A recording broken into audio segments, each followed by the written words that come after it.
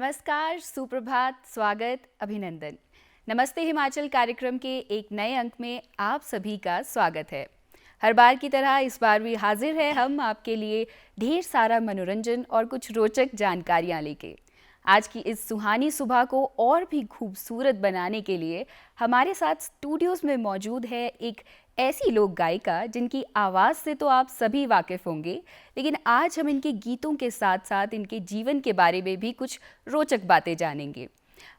आपने इनके बारे में काफ़ी पहले सुना होगा। इनका आगमन म्यूज़िक इंडस्ट्री में यूँ तो काफ़ी पहले हो गया था, मगर अब एक बार फिर ये लंबे ब्रेक के बाद म्यूज़िक इंडस्ट्री में वापस आ रही है, या यूँ कहे कि लोक गीतों के प्रति जो इनका प्रेम था ये इन्हें लोक संगीत की ओर फिर खींच लाया है। ये म्यूज़िक इंडस्ट्री से दूर रहते हुए भी इन्होंने लोक गीतों के प्रति जो अपनी श्रद्धा है, जो अपनी निष्ठा है, उसे नहीं छोड़ा और हमेशा अपनी संस्कृति को बढ़ावा देने के लिए उसके साथ जुड़ी रही और उसे जन जन तक पहुंचाने का भी कार्य किया है। तो आइए मिलकर स्वागत करते हैं हमारे स्टूडियो में मौजूद लोक गायिका सपना भारद्वाज जी का। सपना जी, आपका हमारे स्टूडियोज़ में बहुत बहुत स्वागत है। बहुत बहुत धन्यवाद। सबसे पहले तो मैं डीडी हिमाचल का बहुत बहुत धन्यवाद करना चाहूँगी जिन्होंने मुझे इतना अच्छा मंच प्रदान किया। आपके बारे में हम बहुत सी बातें करेंगे, आपके बारे में काफ़ी कुछ जानेंगे, लेकिन देखिए सुबह का माहौल है और ये समय थोड़ा भक्तिमय होना बहुत ज़रूरी है और नवरात्रों का भी देखिए पावन अवसर है, तो क्यों ना कार्यक्रम की शुरुआत एक माता की भेंट के साथ ही की जाए। रंग चढ़ गया मादा लाल लाल, रंग चढ़ गया मादा लाल, रंग चढ़ गया मादा लाल लाल, रंग चढ़ गया मादा लाल। ऐसा हुआ कमाल लाल, रंग चढ़ गया मादा लाल, हो रंग चढ़ गया मादा लाल लाल, रंग चढ़ गया मादा लाल। माद रंग दी बात निराली, तैनू कहंदे मां शेरों वाली, तैनू कहंदे मां शेरों वाली। ऐसा हुआ कमाल लाल, रंग चढ़ गया मादा लाल। ऐसा हुआ कमाल लाल, रंग चढ़ गया मादा लाल, हो रंग चढ़ गया मादा लाल लाल, रंग चढ़ गया मादा लाल। हमारे दिन की जो शुरुआत हम कहते हैं ना कि हम दर्शकों की सहायता करते हैं उनके दिन की अच्छी शुरुआत के लिए, इससे खूबसूरत शुरुआत हमारे दिन की नहीं हो सकती थी। तो सपना जी, अब आपके बारे में अगर हम बात करें तो एकदम शुरू से हम शुरू करते हैं। आप मंडी के करसोग ज़िला से संबंध रखती हैं, तो डिस्ट्रिक्ट मंडी, जी बिल्कुल। तो वहाँ के बारे में हम आपसे थोड़ा जानना चाहेंगे, जो छोटी सपना थी उसके बारे में थोड़ा सा हम जानना चाहेंगे। जी मैम, देखो मेरा जो सफ़र रहा है म्यूज़िक को लेकर, 8th क्लास तक मैंने भजन ही भजन गाए हैं। भजन ही भजन। मैं ना तो हिंदी सॉन्ग सुनती थी, ना तो मैं पहाड़ी गाती थी, बिल्कुल भी नहीं गाती थी मैं। तो जैसे मतलब मेरे पापा भजन गाते हैं जी, तो पापा का था, जब मेरे पापा पूजा पाठ करते थे तो शाम के टाइम मतलब पापा हारमोनियम में बैठते थे। तो जैसे कि हम 4 भाई बहन हैं, 2 भाई है और 2 बहन है, तो हम शाम को हमारा ये रहता था आरती में जब हम बैठते थे तो हम भजन गाते थे। तो हमारे गांव में एक मंदिर है, शिव मंदिर होता था जी। तो हर संडे को वहाँ पे कीर्तन के प्रोग्राम होते थे, भजन कीर्तन होता था। तो मुझे बहुत शौक होता था, मैं पूरा सारा अपना पढ़ाई का काम करके और शाम को हम सारे विद फैमिली सब जाते थे और मैं वहाँ पे माइक में भजन गाती थी जी। तो 8th तक मुझे मतलब इंटरेस्ट बिल्कुल नहीं था, ना तो फोक में था ना तो हिंदी सॉन्ग में, बस भजन भजन भजन। तो हुआ ऐसे कि मतलब 8th के बाद जैसे मैं 9th में चली गई, क्या बोलते हैं, गवर्नमेंट सीनियर सेकेंडरी स्कूल पांगना। हाँ जी। तो वहाँ पे जैसे टूर्नामेंट का टाइम चला हुआ था, तो वहाँ पे एक गर्ल चाहिए थी सिंगल सॉन्ग के लिए जी। उसमें गाना होता था फोक सॉन्ग। तो एक राजेश सर होते थे, पीटी सर तो उन्होंने सर को, वहाँ उनकी ड्यूटी लगी थी वहाँ पे, उन्होंने डीपी सर को बोला कि सर ये लड़की है, ये ऐसे ऐसे गाती है। तो मैं बिल्कुल मतलब ऐसे होगी, मैंने नहीं सर मेरे को नहीं गाना, मुझे नहीं आता, मतलब सर को गुस्सा आ गया कि इतना अच्छा गाती है, क्यों कर रही मन। फिर मेरे को ये हुआ, क्योंकि मैं अपने स्कूल टाइम में, मैं अपना स्कूल टाइम इतना मिस करती हूँ आज की डेट में। मैं सभी टीचर की इतनी लाडली होती थी, सभी टीचर की, क्योंकि स्पोर्ट्स में, सिंगिंग में, मतलब कल्चर एक्टिविटी में, सभी में, पढ़ाई में भी ठीक थी मैं। तो मुझे सर का हुआ कि सर नाराज़ हो जाएंगे। फिर मैंने गाया तो सर ने बोला ये तो है, ठीक है, अच्छा गा रहे हो आप। फिर मेरी एक फ्रेंड होती थी बिंदु, वंदना शर्मा, बिंदु बोलते हैं उसको प्यार से, उसने बोला कि मैं आपको सिखाऊंगी। वो हारमोनियम प्ले कर रही थी और उसने मेरे को पहाड़ी गाना सिखाया उसने मेरे को। जब मैं टूर्नामेंट में गई तो पहली बार मेरे को फर्स्ट प्राइज़ मिला।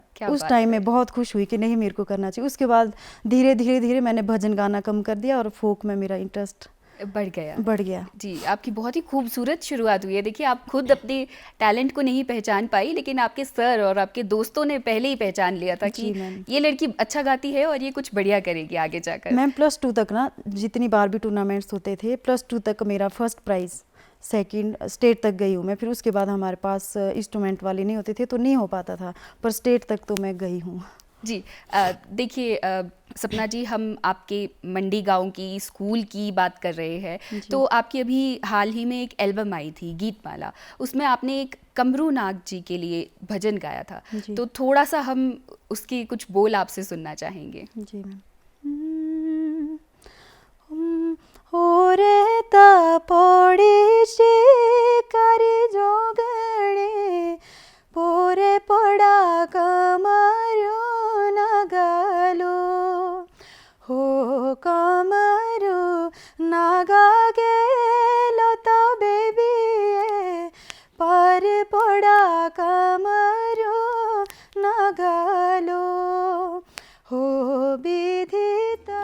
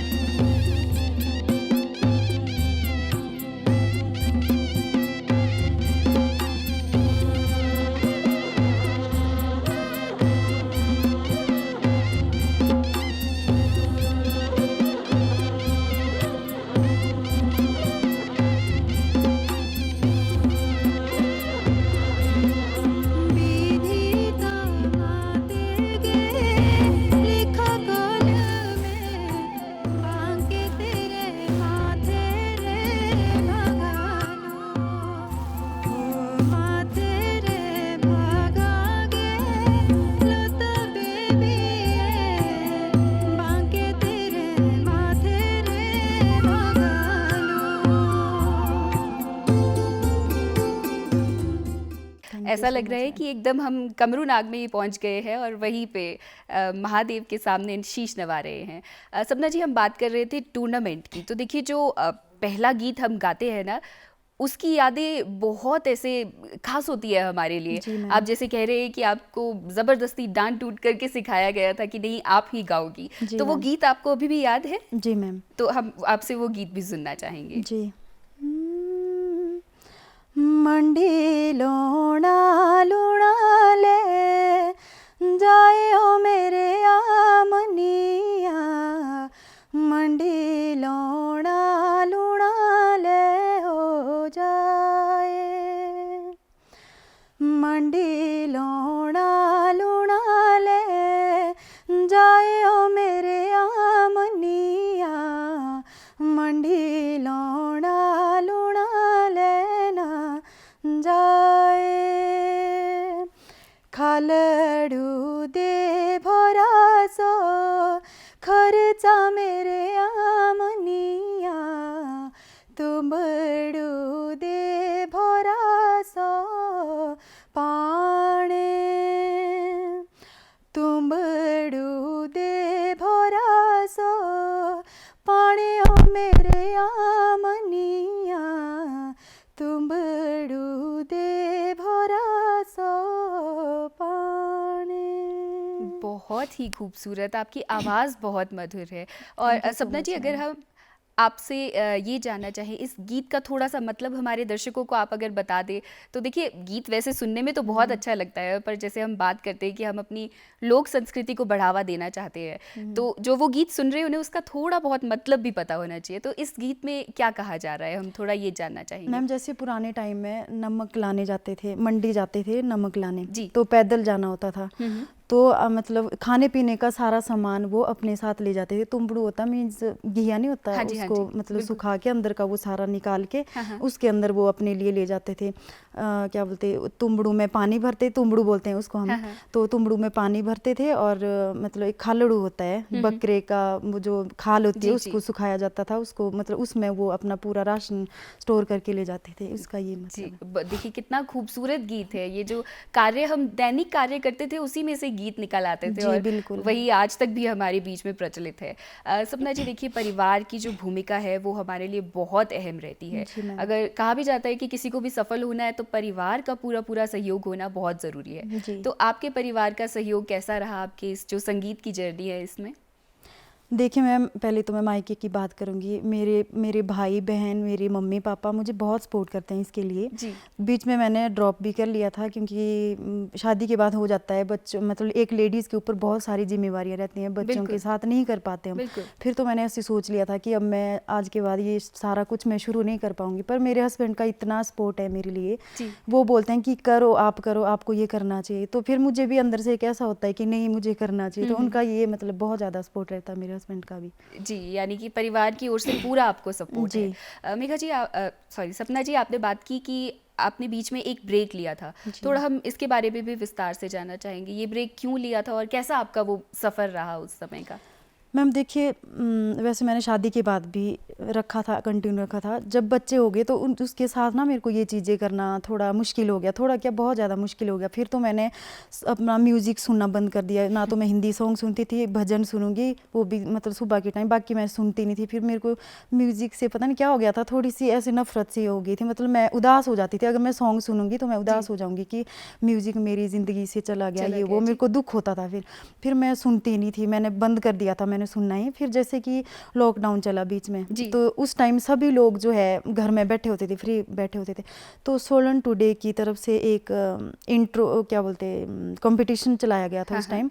तो उस टाइम हम सेकंड IRBN को धर्मशाला में रहते थे, मेरे हस्बैंड पोस्टेड होते थे वहाँ पे। जी। तो वहाँ पे मैं अपनी भाभी के पास ऐसे बैठने चली गई थी शाम के टाइम, 8 या 9 बजे कुछ ऐसे। जी। भैया भी नहीं थे, ये हस्बैंड वगैरह सारे ड्यूटी चले गए थे। मैं बच्चों को लेके वहीं पे, शायद हम वहीं पे स्टे किया था उस दिन।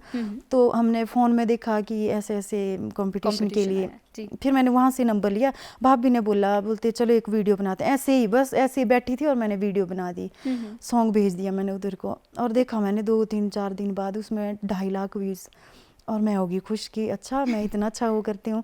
फिर उसके 3 राउंड हुए थे, जी।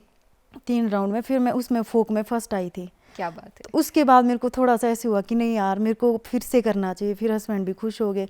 फिर 2 साल बाद हम शिमला आ गए। धर्मशाला में तो नहीं कर पाई मैं फिर से कंटिन्यू, पर शिमला आ गए ना, तो उसके बाद मुझे यहाँ पे म्यूज़िक का माहौल मिला। फिर मैं अब दोबारा से अपने फोक के लिए काम कर रही हूँ। देखिए, आपकी ये जो बातें हैं ना, ये इतनी प्रेरक है।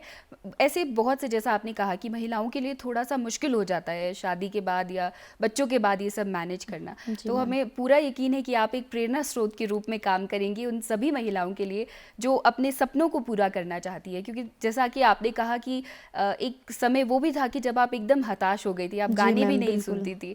पर अब आज का समय भी देख लीजिए, आप फिर से उसी इंडस्ट्री अब तो में। मैम अगर मुझे मतलब कोई भी ऐसी टेंशन हो ना, तो मैं एकदम से फ़ोन में म्यूज़िक चला लूँगी अपना, या फोक सुनूंगी या हिंदी सॉन्ग या मतलब कुछ भी। वैसे मेरे को ज़्यादा प्यार अपने फोक से है। जी। फोक सुनूंगी और अच्छी सी नींद भी आ जाती है और बढ़िया। जी, तो देखिए, आपने फ़ोक की बात की और आपने कहा कि प्यार आपको फ़ोक सॉन्ग से है। तो अब आपका जो फ़ेवरेट फ़ोक सॉन्ग या जो पहाड़ी जो हमारा सॉन्ग है, वो हम आपसे ज़रूर सुनना चाहेंगे। उड़ी जाया, उड़ी जाया, काले कागा, एक वो संध्याल जाया हो, एक वो संध्याल जाया।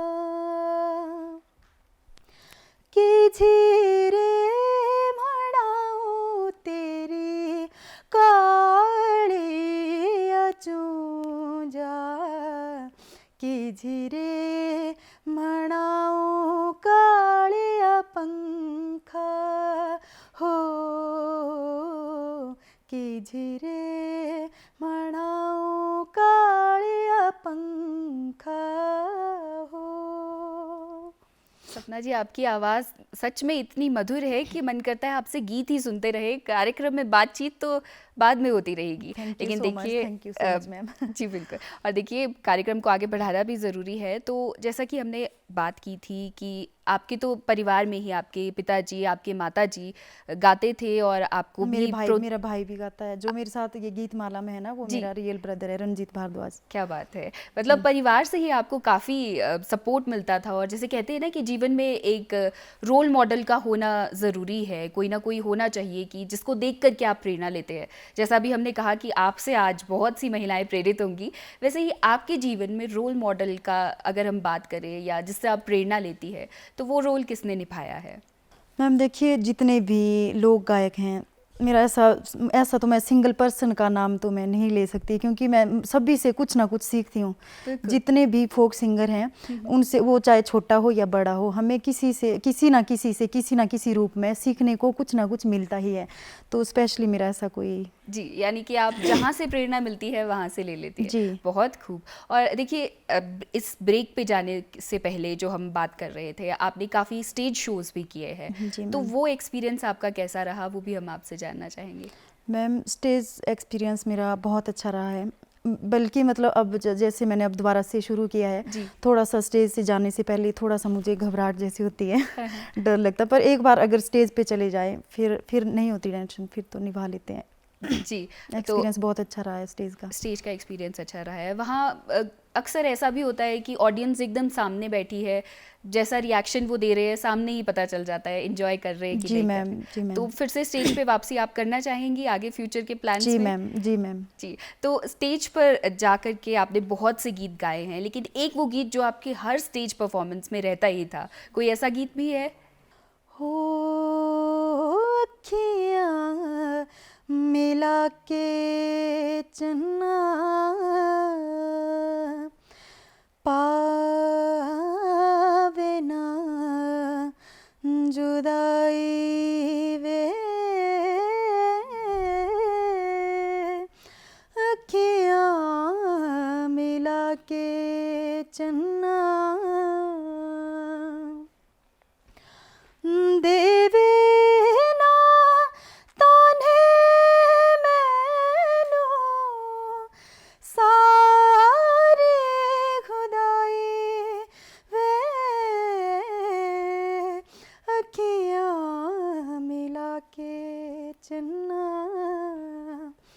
तारे हैं बाराती चांदनी है ये बारात, सातों फेरे होंगे अब हाथों में लेके हाथ, सातों फेरे होंगे अब हाथों में लेके हाथ, जीवन साथी हम दिया और बाती हम, जीवन साथी हम दिया और बाती हम।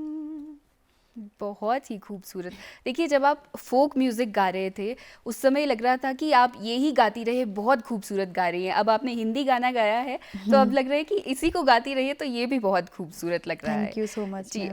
तो अगर हम बात करें कि आप हिंदी गाने भी हमने देख लिया कि कितनी खूबसूरती से आप इन्हें निभा लेती हैं, तो आपने लोक गीतों को ही क्यों चुना? क्यों आपको इसी ओर आपका ज़्यादा रुझान रहा? आपने हिंदी गानों की ओर क्यों नहीं आपका रुझान गया? मैम देखिए, मुझे अपने कल्चर से बहुत प्यार है। पहले मैं सदरी धाटू नहीं पहनती थी, क्योंकि मेरे मायके में सदरी धाटू नहीं पहनते हैं जी। तो धीरे धीरे मतलब अब मेरे को इतना प्यार हो गया ना अपने फोक से, अपने कल्चर से, तो मुझे अब सदरी धाटू पहनना भी बहुत अच्छा लगता है। तो इसलिए मतलब मेरे को अपना जो कल्चर है हमारा वो मेरे को प्रमोट करना है, मैं ऐसे सोचती हूँ। तो इसलिए मैंने सोचा है कि मैं अपने फोक में काम करूँगी। जी। और देखिए आपने प्रमोट करने के लिए बहुत से गीत भी गाए हैं और स्टेज शोज़ पे भी आप यही गीत गाती है, तो क्यों ना अभी हम दर्शकों को आप ही के द्वारा गाया गया एक गीत की छोटी सी झलक दिखा दी जाए।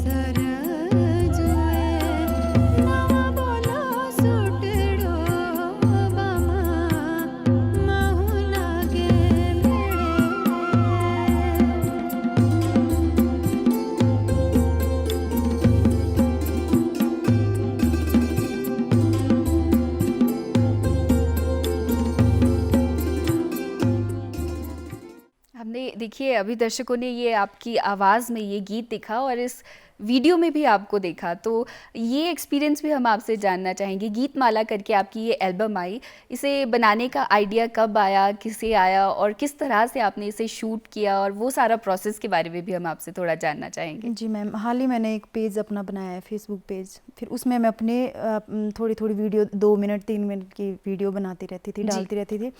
तो मेरे को एक दिन मैसेज आया कि ऐसे ऐसे करके हम आपको लेना चाहते हैं, वॉइस इसके लिए नाटी ऐसे वैसे उन्होंने मेरे को मैसेज किया। मैंने सोचा पता नहीं कोई फेक है। फिर मैंने ये डिस्कस अपने हस्बैंड से किया जी। तो उन्होंने बोलते कोई नहीं, नंबर दे दे, बोलते ये बात कर लेंगे। फिर मैंने अपना नंबर नहीं दिया, मैंने सोचा पता नहीं कोई फेक तो नहीं। फिर मैंने हस्बैंड का नंबर दिया। एक्चुअली ये दूसरे दिन ड्यूटी थे, उन्होंने बोला, जो भैया मेघ सिंह ठाकुर जी मंडी से जी। उन्होंने बोलते मैं अपने आपके हस्बैंड को कल कॉल करूंगा। बोलते आपको, हस्बैंड को नहीं, बोलते आपको मैं कल कॉल करूंगा। उनको नहीं था पता कि हस्बैंड का नंबर है। जी।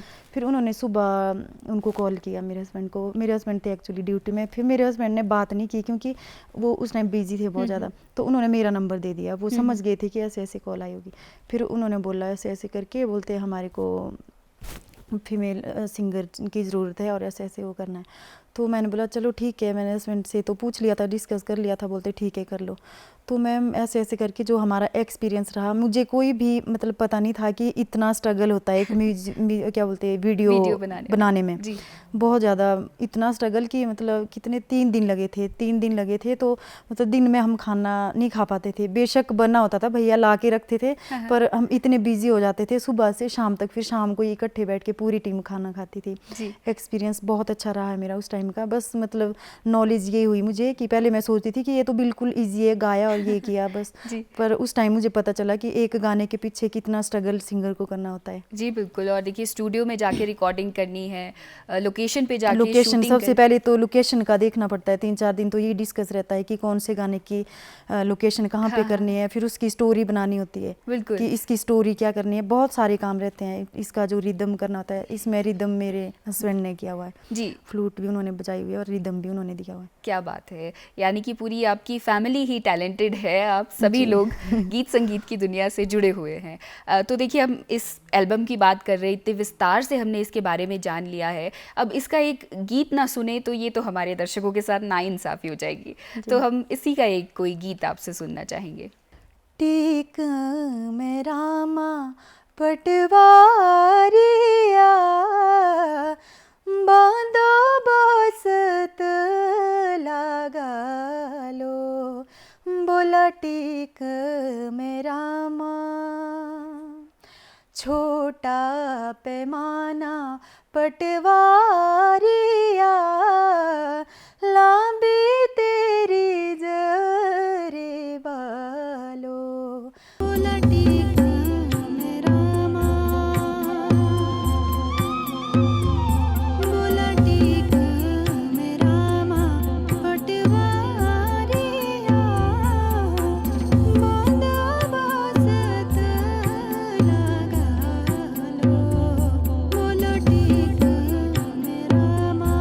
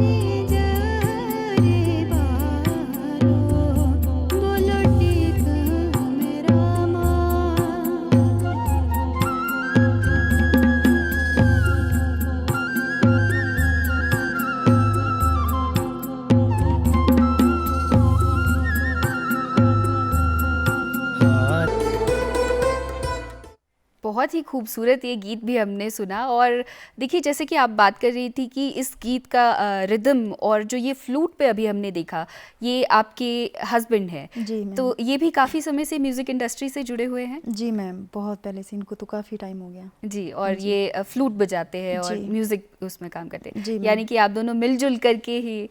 जी मैम, अब तो जब से ये, पहले तो हमारा ऐसे होता था दोनों हम रियाज़ भी कर लेते थे, जब से पुलिस में हुए हैं जी तो उसके बाद थोड़ा इनको कम टाइम मिलता है रियाज़ करने के लिए। जी। और देखिए, हम दर्शकों को ये भी बताना चाहेंगे कि जो इनके हस्बैंड है, ये सिर्फ शौकिया तौर पर ही फ्लूट या म्यूज़िक का से जुड़े हुए नहीं है, बल्कि हमारे दूरदर्शन के भी एक अप्रूव्ड कलाकार है। जी मैम। और देखिए, घर पे ही अगर इस तरह का सपोर्ट मिल जाए तो फिर आगे चल कर के तो बढ़िया हो ही जाता है। और देखिए सपना जी, आप एक अच्छी गायिका हैं, एक अच्छी पत्नी हैं और एक अच्छी माता भी हैं। तो ये तीनों रोल आप बहुत ही बखूबी निभा रही हैं, लेकिन इसे मैनेज किस तरह से आप करती हैं? थोड़ा आपके टाइम मैनेजमेंट के बारे में हम जानना चाहेंगे। मैम देखिए, टाइम तो मतलब बच्चों के साथ बिल्कुल भी नहीं लगता, क्योंकि अभी बच्चे छोटे हैं तो फिर भी मैं अपने लिए टाइम निकाल लेती हूँ। जैसे सुबह जल्दी उठ के फिर बच्चों को स्कूल भेज के, हस्बैंड को ड्यूटी भेज के, फिर दिन में जैसे मैं फ्री होती हूँ।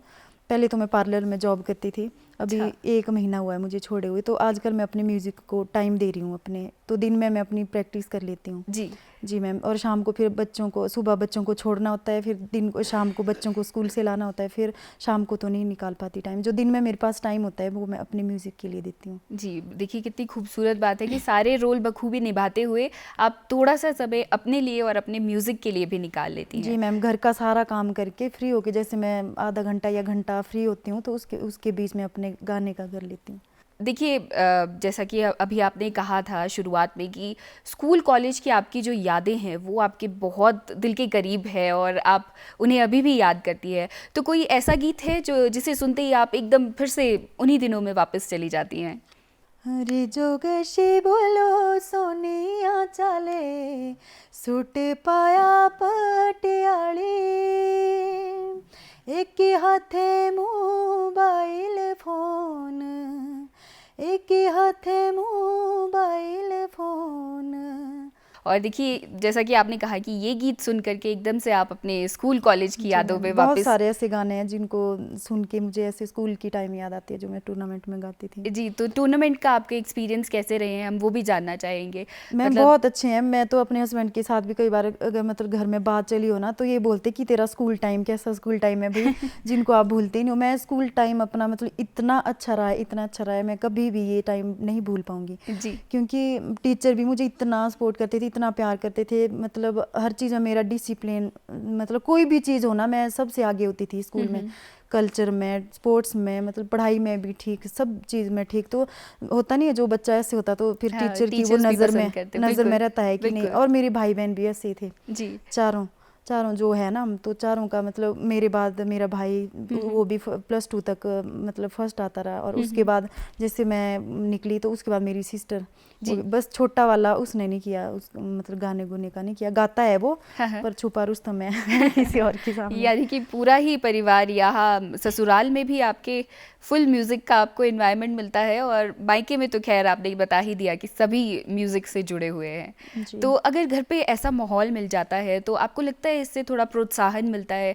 जैसे आप कह रहे थे आपके पिताजी, आपकी माताजी खुद आपको बताते थे कि भजन गाओ और हारमोनियम के साथ आपकी सहायता भी करते थे। तो जो कोई उभरते कलाकार है या जो कोई हमारे दर्शक अभी देख रहे हो, इस फील्ड में कुछ आगे करना चाहते हैं, उनके लिए इस तरह का सपोर्ट होना ज़रूरी है?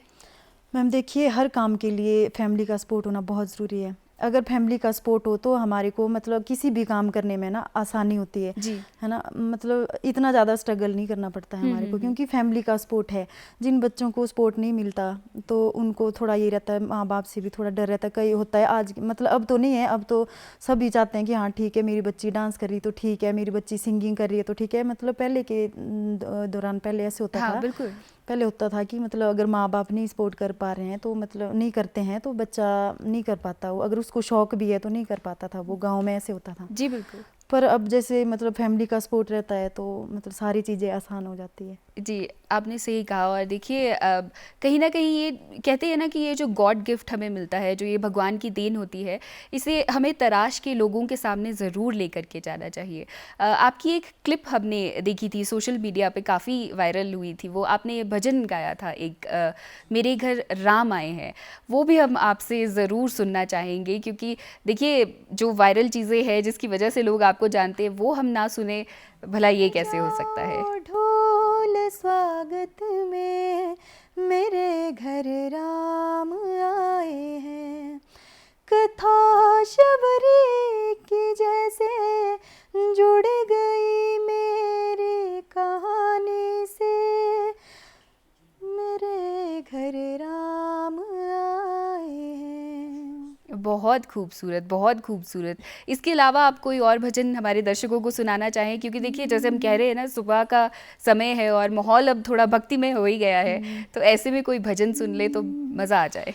धूड़ू नचिया जटावो खलारियो,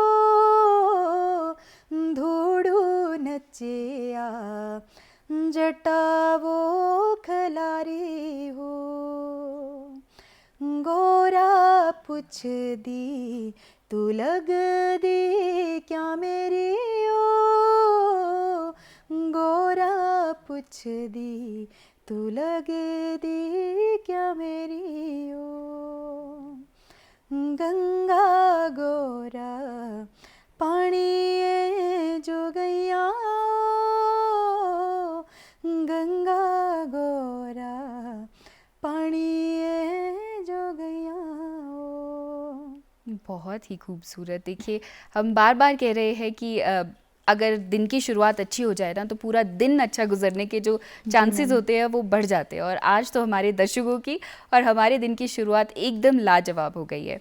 देखिए आप इतना खूबसूरत गाती हैं और आपके बहुत से फैंस हैं, आपको पसंद करते हैं, लेकिन हम ये जानना चाहेंगे कि सपना भारद्वाज किसकी फ़ैन है? उन्हें कौन म्यूज़िक इंडस्ट्री में सबसे ज़्यादा पसंद है? मैम म्यूज़िक इंडस्ट्री में मैंने आपको पहले भी बोला था, मेरा ऐसा कोई सिंगल पर्सन नहीं है जी। मैं सबको सुनती हूँ, जितने भी फोक आर्टिस्ट हैं ना, मेरा ऐसा कोई है नहीं कि अगर हिंदी फिल्म इंडस्ट्री की हम बात करें, वहाँ पे कोई फेवरेट आपकी म्यूज़िक आर्टिस्ट?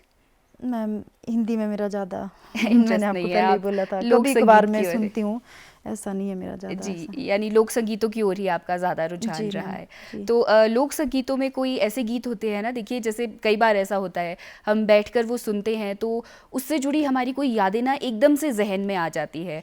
कई बार रेडियो पे हम वो गीत सुन लेते हैं, कई बार किसी और के उससे सुन लेते हैं। तो आपके जहन में भी ऐसे कोई गीत हैं जिनसे आपकी कुछ पर्सनल यादें जुड़ी हों कि ये गीत उस समय का मैंने सुना था तो इससे मेरी ये याद जुड़ी है? ताता ताता खिचड़ो चाणे हो मेरी ए जी है, गुठी दे डूबदा ना घियो, गुठी दे डूबदा घियो मेरी ए जी है, गुठी दे डूबदा ना घियो, काला डेउणा मंडीरे बने ओ मेरी ए जी है, तेंदी नहीं लगना ना जियो। बहुत ही खूबसूरत। और सपना जी, आप हमारे दर्शकों को इसका थोड़ा सा मतलब भी अगर समझा पाए तो बहुत अच्छा रहेगा। तो मैम जैसे कि एक लड़का जैसे होता है, वो काम के लिए जा रहा है जी। तो वो अपनी मम्मी को बोल रहा है कि ताता ताता गरम गरम खिचड़ू और गुट्ठी डूबदा घी उसमें इतना डालना कि मेरी उंगलियां भी उसमें डूब जाए। जी। तो ऐसा जी, बहुत ही। देखिए जो हमारी लोक संस्कृति के जो ये लोकगीत है ना, ये बहुत ही खूबसूरत होते हैं। ये हमारे जो आसपास चीज़ें हो रही होती है उन्हीं से निकल करके कब ये गीत बन जाते हैं हमें पता ही नहीं चलता है, और इन गीतों से फिर हमारी यादें भी जुड़ जाती है। देखिए सपना जी, अभी की हमने बात कर ली, आपके अभी तक के सफ़र के बारे में भी हमने काफ़ी बातचीत कर ली। अब हम आपके फ्यूचर प्लान्स के बारे में जानना चाहेंगे। आगे का क्या प्लान है? म्यूज़िक इंडस्ट्री में ही कंटिन्यू करना चाहती हैं?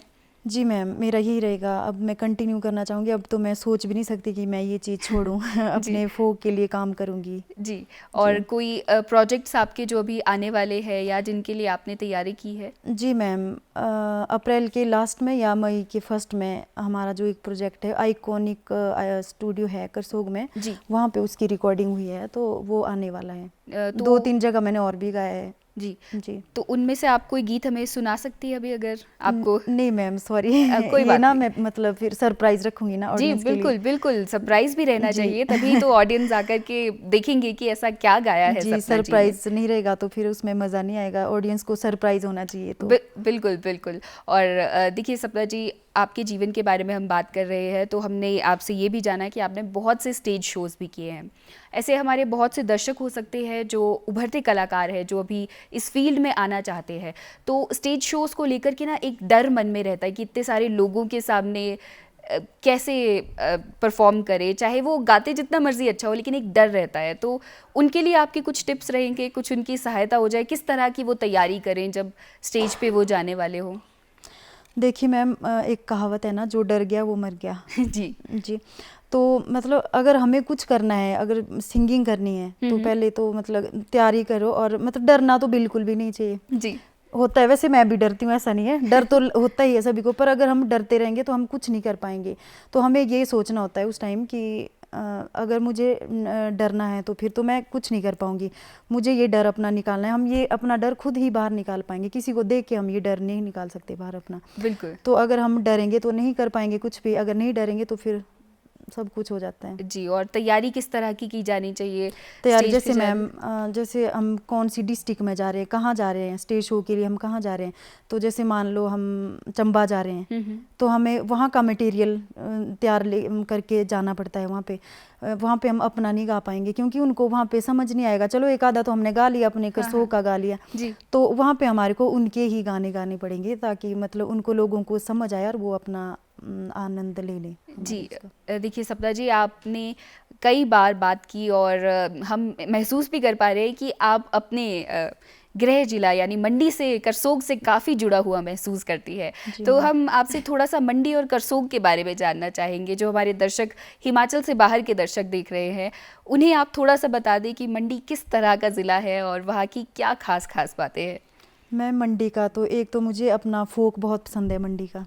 वैसे हर डिस्ट्रिक्ट का अपना अलग अलग फोक होता है, वैसे मुझे पूरे हिमाचल का पसंद है, पर जो जहाँ पे होता है ना कि हम मंडी डिस्ट्रिक्ट से मैं बिलोंग करती हूँ, तो मुझे अपनापन। जी बिल्कुल। और मुझे अपनी धाम अच्छी लगती है मंडी की, है ना। और अपना फोक तो है ही, और अपना जो कल्चर है धाठू सदरी, ये मुझे बहुत पसंद है वहाँ का। बिल्कुल। और देखिए खूबसूरत वादियाँ और इतने सारे हाँ, जो देवी देवताओं के देवी निवास देवताओं का, भी हाँ, ये मंडी तो में है। सबसे मेन बात है, देवी देवताओं की भूमि है। जी बिल्कुल। तो देखिए देवी देवताओं की हम बात कर रहे हैं और ऐसे में आपसे एक भजन ना सुने, भला ये कैसे हो सकता है। तो एक भजन आपसे हम और सुनना चाहेंगे। हो कान्हा अब तो मुरली की मधुर सुना दो तान, हो कान्हा अब तो मुरली की मधुर सुना दो तान। मैं तो तेरी प्रेम दीवानी, मैं तो तेरी प्रेम दीवानी, अब तो तू पहचान, मधुर सुना दो तान, हो कान्हा अब तो मुरली की मधुर सुना दो तान। देखिए सपना जी, आपके 2 छोटे छोटे बहुत प्यारे प्यारे बच्चे हैं, जी मैम। उनके बारे में भी थोड़ा सा हम जानना चाहेंगे। उनका इंटरेस्ट भी म्यूज़िक में है क्या? वो भी अभी आपको देख करके प्रेरित होते हैं गाना गाने के लिए? जी मैम, मैं बच्चों की बात बताऊं तो जो बड़ा वाला बेटा है मेरा, जी देखिए मतलब उसको तो ना तो डांस करना बिल्कुल भी नहीं, बेताला। हम सोचते थे कि हमारी फैमिली में ये कहाँ से आ गया क्योंकि मायके में भी ऐसा माहौल है, ससुराल में भी म्यूजिक का माहौल है, तो मतलब अगर डांस करेगा वो भी बेताला, गाना तो उसको बिल्कुल भी नहीं आता था।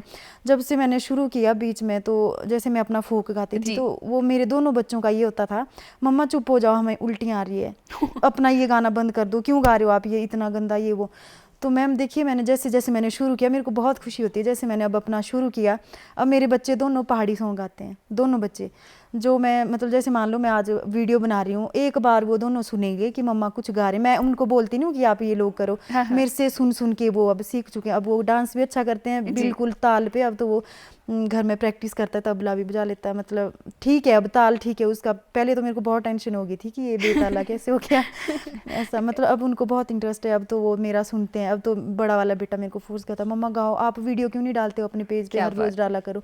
अब उनको इंटरेस्ट हो गया अपने फोक से। अब तो छोटा वाला बोलता है, मम्मा मेरे को भी गाना है। दोनों गाते हैं। कभी मैं उनकी वीडियो बना देती हूँ, फिर मम्मा मेरी वीडियो बनाओ, ये करो वो करो। अब वो दोनों गा लेते हैं। अब मेरे को सबसे बड़ी ये खुशी हुई कि मेरे बच्चों में भी अब इंटरेस्ट पैदा हो गया। जी बिल्कुल। और देखिए कितनी खूबसूरत बात है कि अगर माता पिता ही अपने बच्चों को अपनी संस्कृति के बारे में नहीं सिखाएंगे, नहीं बताएंगे, तो फिर उनके रिएक्शन ऐसे ही आएंगे कि आप ये क्या गा रहे हो, क्यों गा रहे हो। और अगर हम जी मैम, उन्हें मुझे पहले बहुत दुख होता था जब वो ऐसे बोलते थे ना। मेरे को बहुत ज़्यादा मतलब शेमफुल, अजीब सा लगता था कि मेरे बच्चे, फिर उनको भी टेंशन होती थी। ऐसे बोलते थे, मम्मा बंद करो। अगर हम कहीं जा भी रहे हैं सफ़र में, मान लो हमने उसमें पहाड़ी गाने लगा बिल्कुल। दिए, उनको होता था कुछ और ही उल्टे सीधे गाने सुनने। मतलब जी उनको बिल्कुल भी इंटरेस्ट नहीं है। जी। अब जैसे मैं लगाती हूँ ना, अब जैसे मैं मेरा जो नए गाने जो आ रहे हैं 3-4 हाँ, जो मैंने आइकॉनिक स्टूडियो सॉन्ग में गाए हैं, तो मतलब अब कहीं हम सफ़र में जाएंगे तो मेरा बड़ा वाला बेटा बोलता है, मम्मा वो वाला सॉन्ग लगाओ अपना। अब वो इंटरेस्ट पैदा हो गया है उनमें, दोनों में।